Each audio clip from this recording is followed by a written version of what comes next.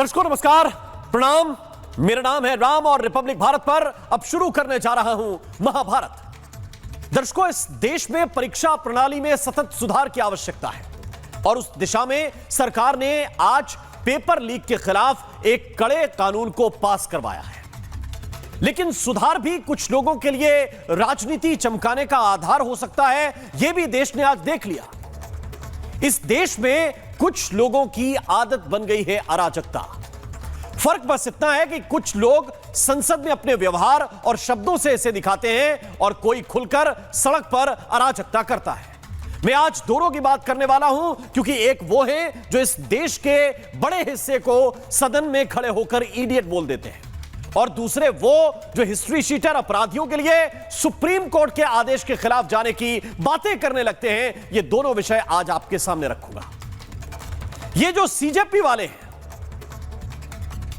ये जो cockroach party वाले हैं, इनके खाने के दांत और हैं और दिखाने के दांत और।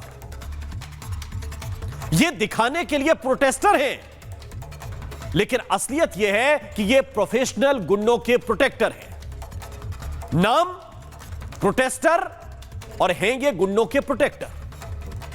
ये नीट के नाम से दिल्ली आते हैं, ये पेपर लीक के नाम पर आंदोलन का मंच जमाते हैं, लेकिन एक बड़ी गुंडों की फौज को हायर करके अपने साथ मिलाते हैं और उनसे दिल्ली पुलिस पर हमला करवाते हैं। अब धीरे धीरे जो मैंने पहले बोला यह सिद्ध होता जा रहा है। तब आलोचक थे वो ये कह रहे थे कि आप जो है छात्रों को बोल रहे हैं। मैंने कभी छात्रों को नहीं बोला, मैंने कभी जेनजी को नहीं बोला। मैंने हमेशा उनके ऊपर बोला है जिनको अब दिल्ली पुलिस ने अपनी रडार में ले लिया है। और जब इन उपद्रवियों पर इस सीजेपी से सवाल पूछा गया, कॉकरोच पार्टी से सवाल पूछा गया, तो ये बोलते थे कि ये हमारे लोग नहीं हैं। ये जो हिंसा करने वाले हैं ये बीजेपी ने भेज दिए हैं, आरएसएस ने भेज दिए हैं, ये उनके गुंडे हैं। कुछ गुंडे हमारे प्रोटेस्ट में घुसाए हैं, ये हमारे लोग नहीं हैं। लेकिन अब जब पुलिस के कैमरों ने इनके चेहरे को बेनकाब कर दिया है तो यही लोग फड़फड़ाने लगे हैं और क्या कह रहे हैं? ये कह रहे हैं कि उनको भी छोड़ दो जिन पर गंभीर अपराध के केस पहले से दर्ज हैं, पहले से जिनके ऊपर क्रिमिनल ऑफेंस हैं और गंभीर अपराध दर्ज हैं, उनको छोड़ दो। भाई ये तो गुंडे थे, ये तो बाहर से आके आपका प्रोटेस्ट खराब कर रहे थे। इनको पुलिस अगर पकड़ रही है, इनके ऊपर कार्रवाई कर रही है, आपको क्या दर्द है? दर्शकों, दिल्ली पुलिस ने इस हिंसा के मामले में 2800 से ज्यादा चेहरों को खंगाला है और उनके आपराधिक रिकॉर्ड पाए। सबका डिजिटल एविडेंस जो क्रिमिनल डेटाबेस है उससे मैच हुआ है, चेहरों का बाकायदा मिलान किया गया है और इसमें से भी इन 2800 से ज्यादा लोगों में से तकरीबन 989, एग्जैक्ट फिगर आपको बता रहा हूं, 989 लोग ऐसे हैं जिनका गंभीर आपराधिक रिकॉर्ड है। हत्या के 101 आरोपी हैं, डकैती और लूट करने वाले 284 हैं, यौन शोषण और बच्चों का शोषण करने वाले 92 हैं, चेन स्नैचिंग करने वाले 135, जिनके ऊपर आर्म्स एक्ट यानी कि हथियार रखने के मुकदमे ऐसे 229 हैं, जिनके ऊपर ये ड्रग्स वाले केस हैं, एनडीपीएस के ऐसे 67 अपराधी हैं और जिन्होंने कभी किडनैप किया या किडनैप करने की कोशिश की, अपहरण के जिनके ऊपर मुकदमे हैं, ऐसे 19 लोग पकड़े गए हैं। अब बताइए, कहा जा रहा है कि इनको छोड़ दीजिए, 101 हत्या के आरोपी छोड़ दिए जाएं।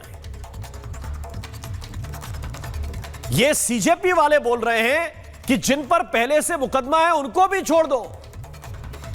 सुप्रीम कोर्ट ने कहा है, सुप्रीम कोर्ट ने कहा है कि ऐसे लोगों पर कार्रवाई करो, लेकिन सौरभ दास दीपके बोल रहे हैं इनको छोड़ दो वरना फिर से प्रोटेस्ट करेंगे। अब बताइए, मैं आपसे आज ये पूछता हूं, यह आंदोलन किसका है? यह आंदोलन किसके लिए है? क्या यह क्रिमिनल के लिए आंदोलन है या छात्रों के लिए आंदोलन है? पहले इनकी बात मैं आपको सुनाता हूं, इसके बाद थोड़ा आगे बात करूंगा। जिन्होंने भी ऐसा एंटी सोशल एलिमेंट्स ने मीडिया के खिलाफ, लोगों के खिलाफ जिन्होंने भड़काया, जिन्होंने ये वायलेंस किया, ऐसे लोग सीजेपी के सपोर्टर नहीं है। ये एंटी सोशल एलिमेंट्स घुसाए गए। हम लोग ऐसे एक्शंस के लिए हम लोग उनको खंडन करते हैं। सरकार ने बोला कि क्योंकि ये है और रिटन ऑर्डर सुप्रीम कोर्ट का, इसके वजह से मैटर सब जुडिस हो गया है। मैंने बोला आप लोग गारंटी देंगे रिटर्न में या नहीं देंगे, अभी तक उनके तरफ से कोई जवाब नहीं आया है। तो मैं यही बताना चाह रहा हूं सरकार को कि आप बहुत बड़ा विश्वासघात करने जा रहे हो देश के युवाओं से। अब इफेन बट है, कह रहे सुप्रीम कोर्ट जो ऑर्डर दे रहा है वो ठीक नहीं है, सरकार काम ठीक नहीं कर रही है। क्यों? इनको छोड़ दो जिनके ऊपर हत्या के मुकदमे हैं, जिनके ऊपर बलात्कार के मुकदमे हैं, जिनके ऊपर बच्चों से शोषण के मुकदमे हैं, जिनके ऊपर अपहरण के मुकदमे हैं, इनको छोड़ दो। क्यों छोड़ दें? आपके रिश्तेदार हैं क्या? ये सौरभ दास के रिश्तेदार हैं क्या? या अभिजीत दीपके के रिश्तेदार हैं क्या? क्यों छोड़ दिया जाए इनको? या फिर इनसे आपका रिश्ता क्या है वो बता दीजिए। आप तो कह रहे थे कि ये बाहर के गुंडे हैं। क्या आपको इस बात का डर है कि ये अंदर रहेंगे, पुलिस पूछताछ करेगी तो बता देंगे कि सीजेपी से कितना पैसा आया, किस किस ने इनको क्या क्या दिया? आपने तो कहा था कि छात्रों पे मुकदमे नहीं होने चाहिए। अब इस बात का जवाब दीजिए, जिनके ऊपर हत्या के मुकदमे हैं, एक नहीं कई के ऊपर दो दो हैं, वो छात्र के गुंडे हैं। ये नीट के छात्र थे क्या? भाई नीट के छात्र हत्याएं नहीं करते, बलात्कार नहीं करते, लूट डकैती नहीं करते, चेन स्नैचिंग नहीं करते, किडनैपिंग नहीं करते। नीट के छात्र तो पढ़ाई करते हैं, अगले एग्जाम की तैयारी करते हैं इसमें अगर सिलेक्ट नहीं हुए। और इसलिए दर्शकों, सुप्रीम कोर्ट ने कल इस मामले की सुनवाई करते हुए दो बातें बहुत स्पष्ट कर दी थी, वो आपको समझनी चाहिए। सुप्रीम कोर्ट ने कहा था कि जो प्रदर्शनकारी हैं वो रिहा किए जाएंगे, लेकिन सब नहीं, इसकी दो कैटेगरी होंगी।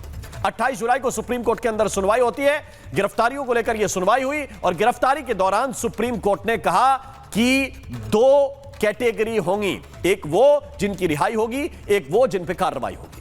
रिहाई किनकी होगी उसको थोड़ा सा आप समझ लीजिए। रिहाई उनकी होगी जो बिना आपराधिक रिकॉर्ड वाले छात्र हैं या फिर नाबालिग छात्र हैं, 18 वर्ष से कम जिनकी उम्र है, वो गए थे किसी वजह से पकड़े गए, रिहाई हो जाएगी। जिन प्रोटेस्टर्स ने शांतिपूर्ण प्रदर्शन किया, अगर उनको पकड़ लिया पुलिस ने, छोड़ दिया जाएगा। लेकिन जिनकी रिहाई नहीं होगी उनके बारे में भी जारी है, जिन पर पहले से आपराधिक मुकदमे हैं, जिनका आपराधिक रिकॉर्ड है, जिनकी हिस्ट्री शीट है, जो असामाजिक तत्व हैं, उपद्रवी हैं, हिंसा और तोड़फोड़ कर रहे थे, ऐसे लोग नहीं छोड़े जा सकते। आप कहेंगे बढ़िया आदेश है, इसमें क्या दिक्कत है भाई? इस आदेश से किसको दिक्कत हो सकती है? लेकिन दीपके और सौरभ दास को दिक्कत है, क्योंकि आप जानते हैं कि ये हैं क्या। ये चाहते हैं कि एक दो नहीं, 100 नहीं, 200 नहीं, बल्कि लगभग 1000 क्रिमिनल अपराधी बाहर आए, ताकि ये इनके सहारे एक बार फिर से किसी हिंसा का प्लॉट रच सकें और फिर कह दें कि बाहर के गुंडे थे। ये फिर से पुलिस को मार मार के लहूलुहान कर सकें। दर्शकों, आप जानते हैं कि अगर कोई जमानत पर है तो उसके भी सामान्य नियम कायदे होते हैं और अदालत बाकायदा जमानत देते हुए कहती है कि किसी अपराध में आपको बाहर जाके शामिल नहीं होना है। अगर शामिल हुए तो जमानत आपकी खारिज हो जाएगी। और पुलिस अगर ऐसा करते हुए पाती है तो फिर से जेल में डाल देती है। लेकिन यह पता नहीं कौन से नियम के तहत चाहते हैं कि ऐसे क्रिमिनल फिर से बाहर आ जाएं जो इस तरह की कृत्य करते हैं। इस सीजेपी का जो माइंडसेट है उसके बारे में आपको समझना पड़ेगा। यह बड़ा अजीब है। ये छात्रों के नाम पर आंदोलन का ड्रामा करते हैं, फिर क्या करते हैं? फिर ये 5 स्टार वाली पार्टी करते हैं। हम लगातार वो तस्वीरें आपको दिखाते रहे। ये 5 स्टार पार्टी करते हैं और सवाल पूछो तो या तो जवाब नहीं देते कि भाई क्यों ये 5 स्टार पार्टी, किस बात की पार्टी? इसलिए कि वो बच्चे 21 जिनके नाम पर आंदोलन कर रहे थे, इसलिए यह पार्टी। उनके परिवार से पूछा, और जब ये सवाल पूछो, रिपब्लिक ये सवाल पूछने जाए तो अपने पालतू कुत्ते दौड़ा देते हैं कि हमारे यहां सवाल पूछने नहीं आओ। ये चाहते हैं कि ये संसद में घुस जाएं, क्योंकि इनका अधिकार है, लेकिन जवाब देने के लिए ये कुत्तों को रिपोर्टर के पीछे दौड़ा देते हैं। लेकिन अब ये पूरी तरह एक्सपोज हो चुके हैं, इसको आप समझ लीजिए। इनका अराजकता वाला प्लान डिकोड हो गया है। सब समझ गए हैं कि इनकी मंशा क्या है। और अच्छी बात यह है कि ज्यादा दिन नहीं लगे देश को समझने में। लेकिन उधर संसद में एक अलग बहस चल रही है। संसद में एक अलग किस्म की बहस चल रही है। वहां पर कहा जा रहा है कि माइक बंद हो गया है। लेकिन कमाल यह है कि यह भी माइक पर ही कहा जा रहा है। माइक बंद हो गया है, यह कहा जा रहा है, लेकिन यह माइक पर ही बोला जा रहा है। और अब एक नई बहस इस बात से चल पड़ी है कि कौन स्टूडेंट है और कौन इडियट है। कौन स्टूडेंट है, कौन इडियट है, इस बात को लेकर बहस चल पड़ी है। कैसी चर्चा हुई है उसकी एक झलक मैं आपको दिखाना चाहता हूं। किस तरह के पॉलिटिकल रिएक्शंस हैं, देखिए आप।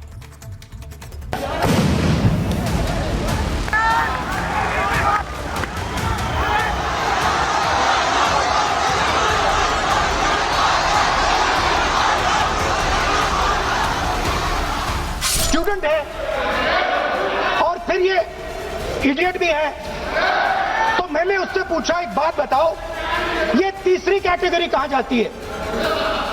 ये तीसरी कैटेगरी कहां जाती है? उसने कहा कौन सी तीसरी कैटेगरी? मैंने कहा अंधभक्त। अगर उन्होंने इडियट शब्द का इस्तेमाल विद्यार्थी के लिए किया है, स्टूडेंट के लिए किया है, तो हमें इस पे घोर आपत्ति है। अगर इडियट शब्द का इस्तेमाल उन्होंने अपने लिए किया है तो हम इसका स्वागत करते हैं। राहुल गांधी जी जब अपना भाषण दे रहे थे, उन्होंने एक बार भी छात्रों के हित की बात नहीं की। वो बार बार लगातार बात घुमा रहे थे, एक भ्रम तैयार करने का प्रयास कर रहे थे, पर वो छात्रों के हित में एक भी बात नहीं बोले। राहुल गांधी जी जो सड़क पर बोलते हैं उसी भाषा का इस्तेमाल कर रहे हैं, असंसदीय भाषा का इस्तेमाल कर रहे हैं। राहुल गांधी 1 बजे से बोलना शुरू किए, घंटों भर और संसदीय बात कहते रहे, कहानी किस्सा उलझाते रहे और लोगों को गालियां देते रहे, घुमा फिरा, कभी इडियट कभी कुछ। हुआ वही जो राहुल गांधी जी के साथ हमेशा होता है कि आप झूठ, अमर्यादित शब्द, इन सब का प्रयोग करोगे तो सत्यापन के लिए आपको बोला जाएगा, अमर्यादित शब्द हटाए जाएंगे।